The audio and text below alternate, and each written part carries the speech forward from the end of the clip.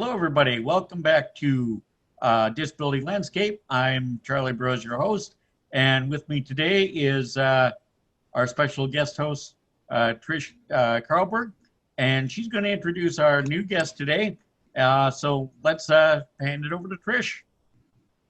Yes. Today we have Kenny, I want to say your last name right, Zimlinghaus. Yeah. And I had the privilege of meeting Kenny on a rideshare ride that I was giving him on the way to the airport because Kenny's doing a little touring right now. And so that was real great. And during the pandemic, it's kind of hard for people to tour, but he's been going in people's homes. That's what he mentioned. Is that right, Kenny? Yeah. Whether they want me or not, I'm going inside people's homes, and I'm calling it a tour. I call it a tour, but I somehow managed to get into people's homes. Yeah, they invite me. You know, people want to go to comedy shows and see comedy shows, and all the clubs are not operating, or relatively most of them are not operating. So if we truly, as comedians, believe we don't need the club so much, we should be able to perform, for people that want to see it. So I decided to go to people's houses. Yeah, it's called the Social My Distance Tour.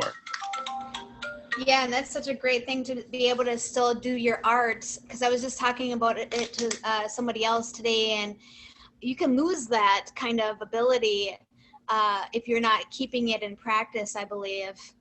And so, absolutely. Yeah. And so at Disability Landscape, we kind of talk about different disabilities, and we emphasize the importance of people helping the disabled community. And I know that you have also performed for individuals who have had disabilities. Can you talk a little bit about that? Oh, sure. Oh, Disability Landscape, isn't it? Yeah, I was totally misguided because I really thought it was a landscaping company. That I thought it was going to be a lot of disabled landscapers. So I was like, well, this I got to see. My performance and my experience, and I could sum it up so quickly, but I've had a million of examples of performing for people with disabilities, for charities with disabilities, and I really, thinking about it, can say nothing different about there's no difference in any crowd or anything. The disabilities have never affected, or shouldn't ever affect, comedy in any way. If you're, unless you're coming from a place that is mean spirited or not, or a negative place, right? What funny is funny. And I've told jokes about amputees in front of amputees. I've told jokes about I don't know, I can't even think of it, but I've had plenty of experience in and around it, and what I found is that there is absolutely no difference. And once you start to make a difference, I think that's when it's a slippery slope, because there truly isn't a difference between another human in any show, in any stand-up, right? So someone with a disability, once you make it different, well, then you've lost any type of decency, in my opinion. So I really have, other than some funny run-ins where I had a joke. I can't remember the joke so much. I know I had a joke. I think it was something along the lines of, I found out the hard way that StubHub.com is not a dating website for amputee girls. And I told that joke, and after the show, a guy came up to me. He was an amputee, and he twirled his upper leg, which is all he had left. He twirled it in front of me in the middle of a conversation, and we had huge laughs, and I felt knighted by him with his leg, and also if anyone was to be offended by something I had said about amputees, it would be the amputee in the audience, right? And funny is funny, and he knew there was no reason to feel anything less than, or anything negative. And I know nowadays audiences are a little bit more sensitive, but I think it's important as someone who's creative to create from a place that isn't going to hurt, and in any way. Yeah, and it's important to acknowledge people, for whatever they have or their abilities or disabilities, regardless, I think.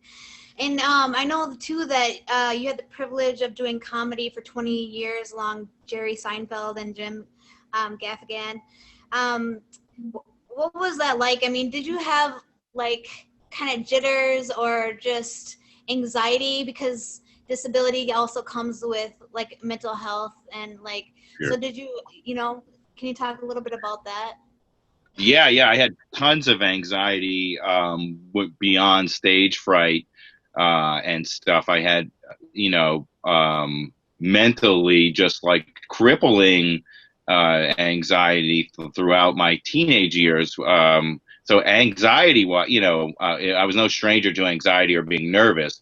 And then doing stand up helped me confront those fears in probably like a very intense rip the Band-Aid kind of way. But being able to share mental, I feel like what sometimes it would, but before I got into professional comedy, I was just a fat teenager talking with my friends who were telling me you should get into comedy, and it was my mental differences and that would make them think I was funny or whatever. Being nervous or being overly aware of the situation or something like that. So I was an anxious kid. So then to be able to share that with an audience or something like that helped me. It helped me heal through all that. I mean, I still get jitters before a show, but they're not anywhere near the type of panic that could be based on, your family imploding or something when you were a kid. You know what I mean? It's nothing like that. But what doing stand-up did was help me get more confidence in who I was in general, like going to the gym or something, and allowed me to feel stronger to deal with my own mental stuff, Awesome. Yeah. And Kenny, if I will, disability landscape, we talk about all the types of disabilities and mental health, mental disabilities, anxiety, depression, all that fit in our world. And it's, what we call, the invisible disabilities that people don't see. And, it's important for people to realize those are out there as well, and that you've pretty much overcome it, through your comedy and being able to perform. Yeah, or at least refocused it, tried to reshift Certainly. the energy of it into something positive because, it led me to drink more, not comedy. Anxiety would lead me to drink more, which is not the healthiest thing, the way to self-medicate. So it was all, it's all trying to turn it into something positive. And my anxiety is built on insecurities just based on, my family splitting up when I was younger and not having the best upbringing and things like that. And over time, it became a real issue to deal with. And that issue, that inadequacy, pushed me on stage, to chase some sort of validation, And so once I got that validation, I realized it was totally not the issue. The issue was something I had to deal with on my own. And then being honest about any issue you have, it really resonates. The human condition resonates with everybody. My issue might be different than your issue. However, we have issues. So it's nice to share with that, share those issues with anybody. And have you ever met another comic that didn't have some kind of emotional issue? Never. Not a real one. Never, ever, ever. They've all. That's one of the greatest things about the family that is stand-up comedians that you identify with, or other comics, improv as well. Is that if you can find people, you're like, oh, that was the first time in my life meeting other comics that I was like, you think like that? Okay, you're not bothered by this. Me neither. And I felt a little bit of safety in that, in comics as well, because I'd never met a comic that I liked that didn't have some sort of mental hill to deal with. And you were talking about support. You have a lot of support from your family. Is that right? You have, I think. Go ahead. No, I'm sorry. What did you say I mentioned? Because I don't remember. Oh, I just remember that you said you have a wife and I think 3 kids or so. So do they support you while you're on the road and come to your shows or whatever? Oh, I don't. I mean, the 3 kids. I don't know what they're capable of supporting, but they're 5, 2, and a 7-month-old. Oh, They're very supportive. they Yeah, laugh there's a at lot of daddy kids. jokes. The 7th-month Well, old you know, just doesn't know it yet. that's right. Only the baby laughs. They're a very tough laugh. The other boys. But yeah, everybody's very supportive. This is like I've just done comedy, working comedy since I was about 17, and so it's I while I'm not uber famous, I have had quite a bit of success. At least I've been able to do it and make a living at it, and so I kind of like that also. That I'm just sort of that I'm a working comedian. That was my goal, and that was good. So my family's supportive in that way. That if ever this was a dream, they've allowed me to chase it and stuff. And I got support from my father early on about me being funny, which was important to me. And my mother is a kind of a crazy person, but she also is very supportive of it too. So yeah, I've always had people behind me and what I do and stuff. So that's great. The kids, they're into it, but they don't understand. They try to one up me with their jokes, and it's usually about, I probably can't even say what their jokes are about. And then too, you were on Sirius XM, I believe. Co-host, is it? And what was that like? Yeah, I did a radio show. That was great. I've done radio shows forever. I was lucky enough to intern for Howard Stern when I was in college. So that just sort of spun me into writing funny things for radio shows and co-hosting radio shows. So a couple shows into my career led me to Sirius XM to do a radio morning show for Cosmopolitan Magazine's radio station on Sirius XM at the time. So it was a female-based radio show. So I was just sort of like this guy that sat alongside a lead host, female, and cracked jokes or didn't understand, was sort of like, what's going on why are there so many throw pillows? I just think like that. Yeah, because you're supposed to be like a feminist, are you? A male feminist? I mean, no, I'm not. I am, I am a feminist. I'm a male. I do believe in the power of the feminine. Yeah, so I actually fit in quite nicely in that show because I just found that the audience, largely female, had a spectacular sense of humor and was able to really fantasize and go places and be less judgmental than sort of the male audience. I did a male driven morning show before that, and that show was a little bit more simple, quicker, vulgar, and then you can go a little bit deeper on this female-based satellite shows. And that audience stuck with me, still wherever I go, will show up and show support for me and that radio show. So I loved doing it. It's tough working for a big corporation, just being who I am, but like Sirius XM is a very big corporation, and so it was hard doing corporate radio, but I did enjoy it and I got a lot out of it. So just not a lot of money. Doing the Cosmo channel for a while there, how many of the relationship tests did you have to take, and how many did you fail?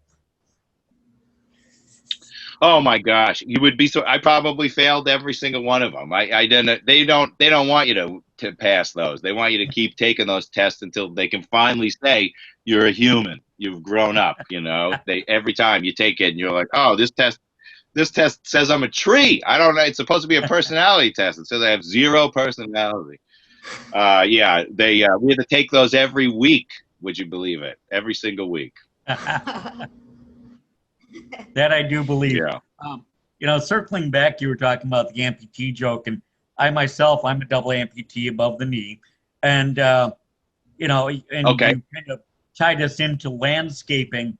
Well, my least favorite tool when landscapers come is, of course, the stump grinder. Yeah. Well, then, that's right on. That's right on. You use That's that in your great. future act, Charlie. Well, you know, That's I do so what I funny. do.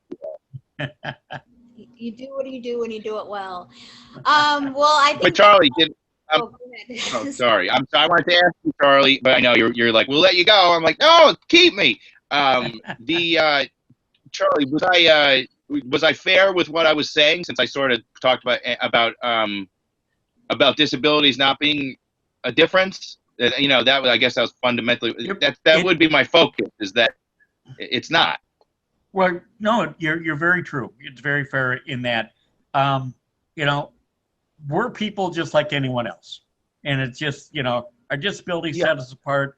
But I've learned through my life that if you can't laugh at your own disability, you've got you've got larger problems to worry about. Right, because you'll never. Right, absolutely. Yeah. Okay, great. Well, I'm happy that you said that. That's well said. Thanks. Yeah, and many years ago, there was a comedy club in town. I went with a friend of mine who has cerebral palsy, but it's not severe. Very cognitive guy, very funny guy, and the comedian hit him just right, and he was laughing so loud that the comedian made him part of his story on stage, and Yeah. I think it just enhanced the show for him and everyone else around him. Yeah. As a comic, if you can let it all in, just be open to it all, then and use it. That's like the best. Yeah, I bet it was a good show. I bet it was a nice moment too. And Kenny, how long will you be touring then? I'm gonna do this. I'll tour. I'd like to keep doing this social my distance tour for as long as people keep booking me. So right now I'm booked. I keep getting booked through the spring. So I'm just going to keep it going. And if people find that this is the new way of comedy, I mean, certain people are booking me at their homes for birthday parties, and other people are saying, well, I'll rent a hall and we could do it socially distant. So that's fine too. It's everyone's dream to become a comedy club, right? So I'm going to keep doing it as long as people keep wanting it. All right, and they can find you at your website. Can you remind us of that website? Yeah, you could go. It's Zimlinghauscomedy.com, which if you could spell it, congratulations, you'll find it. The website's only had 1.5 visitors, only my wife, and she doesn't even know how to spell the last name. So Zimlinghauscomedy.com. That's my website. But you can search me, you'll be able to find it. All right, Kenny. Well, thank you for joining us on Disability Landscape in Minnesota. And I hope you have a great my pleasure. Yeah, you too. It was nice to meet you, Charlie. And next time I'm in your area, you're my rideshare driver. So I'll be looking you up, Tricia. All right. All right, bye, guys. Have a good one. All right. Thank you, Kenny. Bye. Thank you for joining us today. All right. Bye-bye. My pleasure, Charlie. See you. Bye-bye.